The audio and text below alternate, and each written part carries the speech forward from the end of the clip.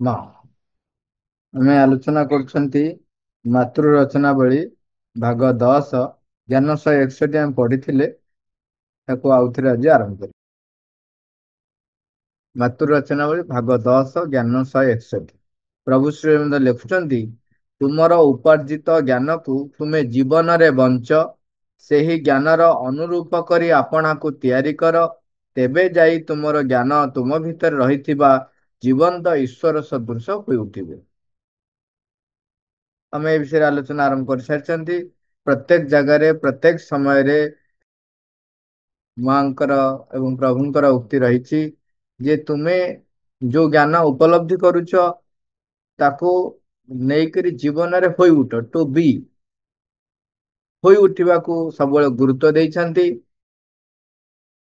ଯେତେବେଳେ ରୂପାନ୍ତର କଥା ଆସୁଛି, ଆମର ସମଗ୍ର ସତ୍ତା, ମନ, ପ୍ରାଣ, ଶରୀର ସମଗ୍ର ସତ୍ତା ଯେତେବେଳେ ଆତ୍ମା ତତ୍ଵରେ ରୂପାନ୍ତରିତ ହେବେ, ସେତେବେଳେ ଜ୍ଞାନ ବା ଉପଲବ୍ଧି ବା ଉଚ୍ଚତର ଚେତନାରେ ବଞ୍ଚିବା ହିଁ ହଉଛି ତାର ମୌଳିକ ଆଧାର। ତାକୁ ନେଇକି ବଞ୍ଚିଲେ ହିଁ ଆମ ଭିତରେ ଥିବା ଦୁର୍ବଳତା ସମ୍ମୁଖକୁ ଆସିବ, ତାକୁ ଆମେ ସମର୍ପଣ କରିବା, ପ୍ରତ୍ୟାଖ୍ୟାନ କରିବା। ପ୍ରତ୍ୟାଖ୍ୟାନ ଯଦି ବା ସମର୍ପଣ ଯାହା ଆମ ପାଇଁ ଯୋଉ ଗୁଣ ଗୁଡିକ ଯାହା ଆବଶ୍ୟକ ତାହା ତାର ଅଭ୍ରାନ୍ତ ଇଙ୍ଗିତ ମଧ୍ୟ ଆମକୁ ମିଳିବ। ଏବଂ ତାପରେ ସେଇ ଯୋଉ ସାମର୍ଥ୍ୟ ବା ସେଇ ଯୋଉ ଗୁଣ ତାହା ଆମ ଭିତରେ ରହିବ, କୋଉ ରୂପରେ ରହିବ କିମ୍ବା ସମ୍ପୂର୍ଣ୍ଣ ଭାବେ ନିଶ୍ଚିହ୍ନ ହବ, ତାହା ମାଙ୍କର ଶକ୍ତି ସେ ତାର କାର୍ଯ୍ୟ କରିବେ। ଦରକାର ପଡ଼ିଲେ ତାକୁ ସେ ଧ୍ୱଂସ କରିଦବ, ଦରକାର ପଡ଼ିଲେ ତାକୁ ରୂପାନ୍ତରିତ କରିବେ। କିନ୍ତୁ ଏସବୁ ପାଇଁ ହଉଛି ଆମେ ଆମର ଯୋଉ ଗୁଣ, ସାମର୍ଥ୍ୟ, ଦୁର୍ବଳତା ସବୁ କିଛି କି ଚିହ୍ନିବାକୁ ପଡିବ ଏବଂ ତାକୁ ପୂର୍ଣ୍ଣ ଭାବେ ପରମେଶ୍ୱରଙ୍କ ପାଖରେ ବା ଦିବ୍ୟଜନନୀଙ୍କ ପାଖରେ ତାକୁ ସମର୍ପିତ କରିବାକୁ ପଡିବ। ଏବଂ ଏଇଥିପାଇଁ ଯଦି ସମର୍ପିତ କରିବା କଥା ଯେତେବେଳେ ଉଠୁଛି, ତାମାନେ ଆମର ଜୀବନରେ ଆମକୁ ବଞ୍ଚିବାକୁ ପଡିବ। ତାହେଲେ ଯାଇକିରି ପ୍ରଭୁ ଲେଖୁଛନ୍ତି, ତେବେ ଯାଇ ତୁମର ଜ୍ଞାନ ତୁମ ଭିତରେ ରହିଥିବା ଜୀବନ୍ତ ଈଶ୍ୱର ସଦୃଶ ହୋଇଉଠିବେ। ମାଙ୍କୁ ପ୍ରଶ୍ନ କରାଯାଇଛି, ଆମ ମାର୍ଗରେ ବୌଦ୍ଧିକ ଅନୁଶୀଳନର ସଂସ୍କୃତି ଆମକୁ କେତେ ଦୂର ସାହାଯ୍ୟ କରିପାରିବ? ବୌଦ୍ଧିକ ଅନୁଶୀଳନ ତାମାନେ ଯୋଉ ପାଠ ପଢିବା, ଜ୍ଞାନ ଅର୍ଜନ କରିବା, ବୁଦ୍ଧିକୁ ବ୍ୟବହାର କରିକିରି ଆମର ଜୀବନ ଯାପନ କରିବା, ଏଇଟା କେତେ ଦୂର ସାହାଯ୍ୟ କରିବ?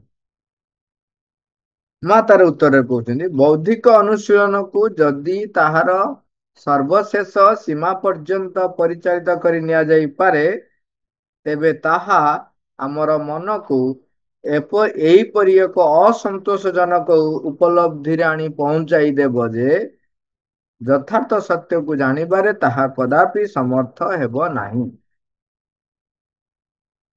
କଣ କହିଲେ? ବୌଦ୍ଧିକ ଅନୁଶୀଳନକୁ ତାକୁ ଯଦି ସର୍ବଶେଷ ସୀମା ପର୍ଯ୍ୟନ୍ତ ବି ତାକୁ ପରିଚାଳିତ କରି ନିଆଯାଏ, ତେଣୁ ବୁଦ୍ଧିଗତ ଯେ କାହିଁକି ଏଇଟା ହବ ନା ଆମର ବୁଦ୍ଧି ତାହା କେତେ ଗୁଡିଏ ପାରିପାର୍ଶ୍ୱିକ ତଥ୍ୟ ଉପରେ ଆଧାରିତ କରି ଗଠିତ ହେଇଥାଏ।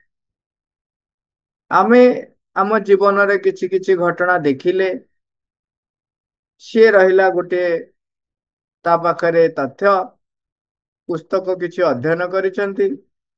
ଆମ ଚତୁଃପାର୍ଶ୍ୱରେ ସୀମିତ ବ୍ୟକ୍ତି ଆମେ ଯେତିକି ଜଣଙ୍କୁ ଦେଖିଲେ, ଦେଖି ଦେଖି 1000 5000 ହଉ ନହେଲେ 50,000 ହଉ, 50,000 ଲୋକଙ୍କୁ ଦେଖି ଆମର ଯେତିକି ତଥ୍ୟ ଆମ ପାଖରେ ରହିଲା, ବୁଦ୍ଧି କଣ କରେ? ତାକୁ ହିଁ ବ୍ୟବହାର କରି ସେ ତାର ନିର୍ଣ୍ଣାୟକ ବିଚାର ଦିଏ। ତେବେ ତାହା ପରିପୂର୍ଣ୍ଣ ପୂର୍ଣ୍ଣାଙ୍ଗତା ଆଡକୁ ନେଇଯାଇପାରିବ କି? ଆପଣ ଚିନ୍ତା କରନ୍ତୁ। ବର୍ତ୍ତମାନ ଯଦି ଦେଖିବା, କେବଳ ମଣିଷ 800 କୋଟି ହେଲେଣି ପୃଥିବୀ ପୃଷ୍ଠରେ।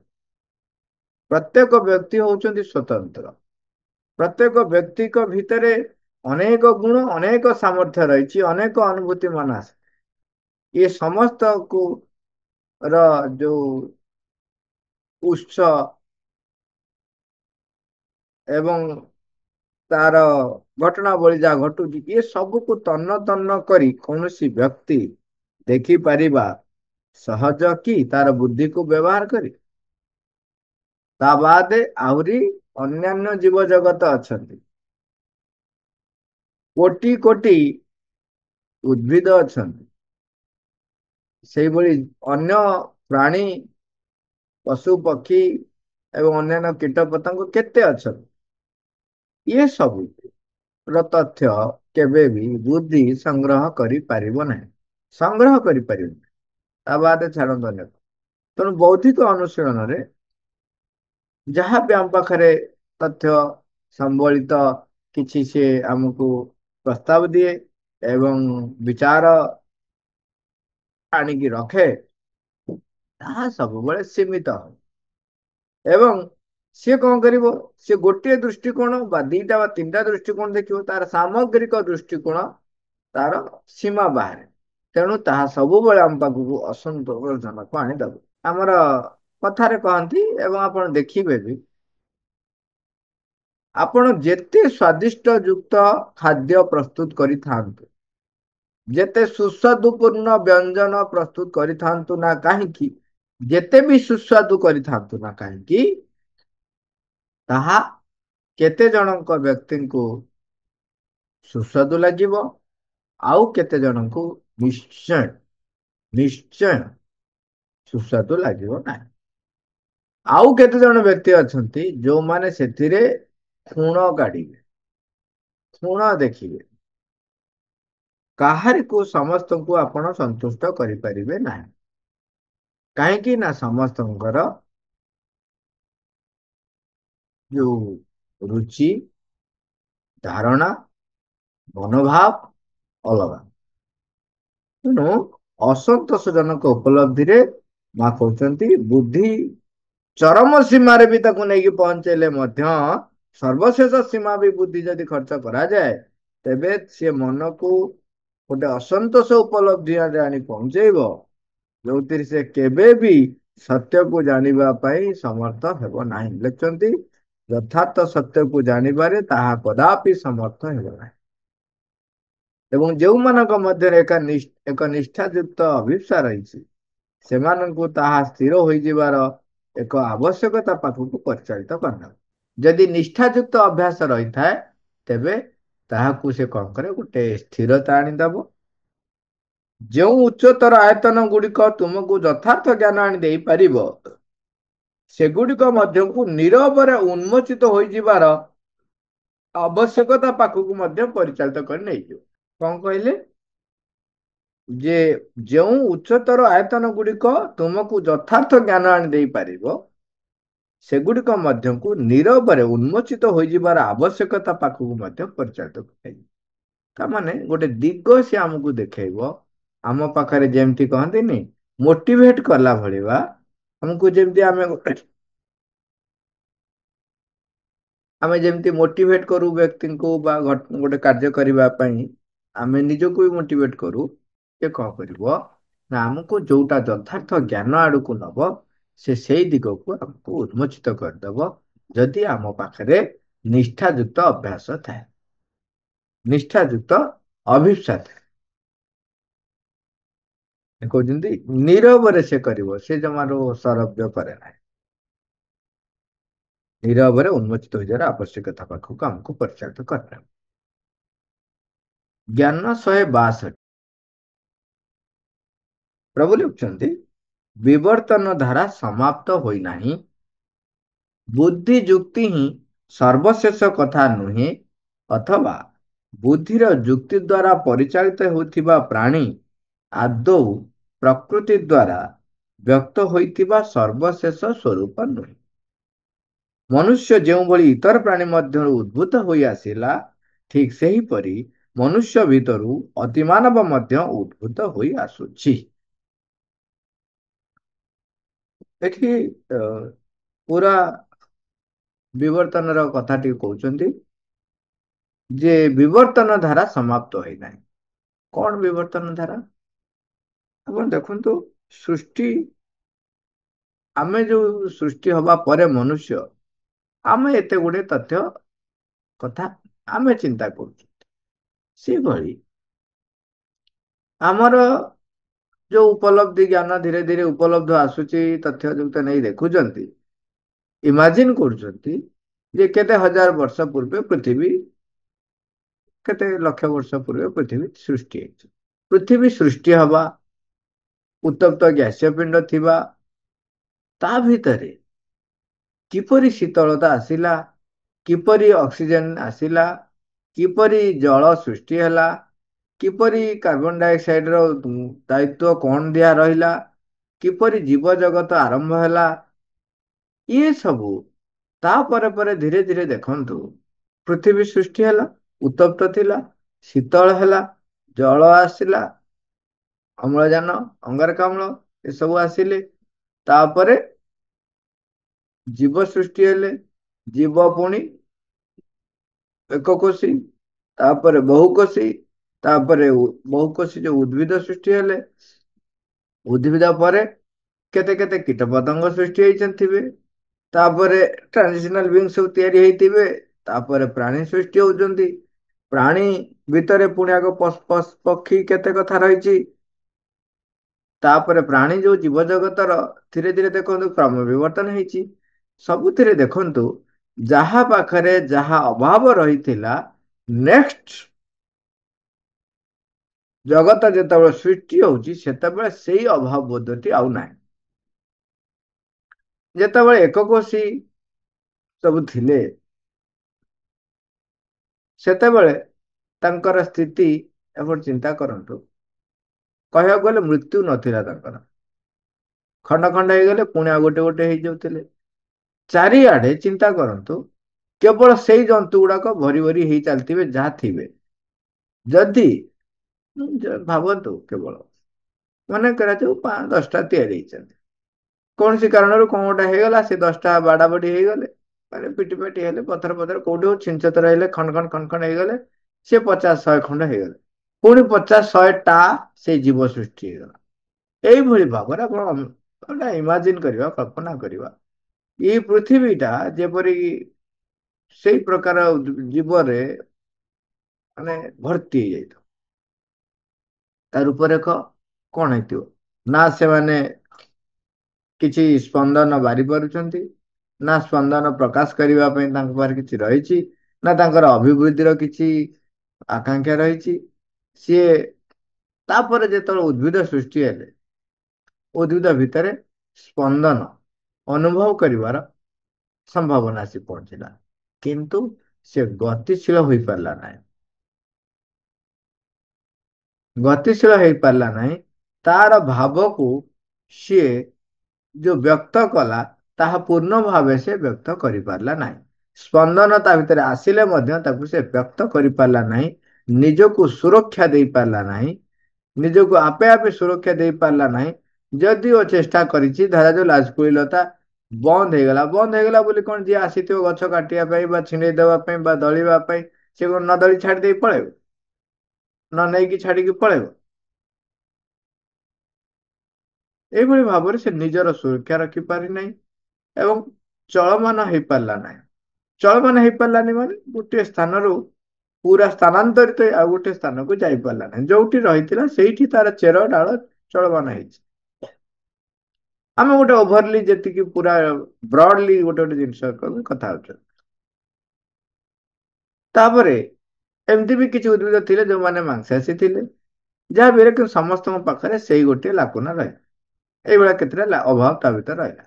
ଯେତେବେଳେ ସେ ପ୍ରାଣୀ ହେଲା, ତା ପାଖରେ ବର୍ତ୍ତମାନ ଚଳମାନ ସୃଷ୍ଟି ହେଲା, ଚିନ୍ତା କରନ୍ତୁ, ସବୁଆଡେ ସେ ଯାଇପାରିଲା, କିନ୍ତୁ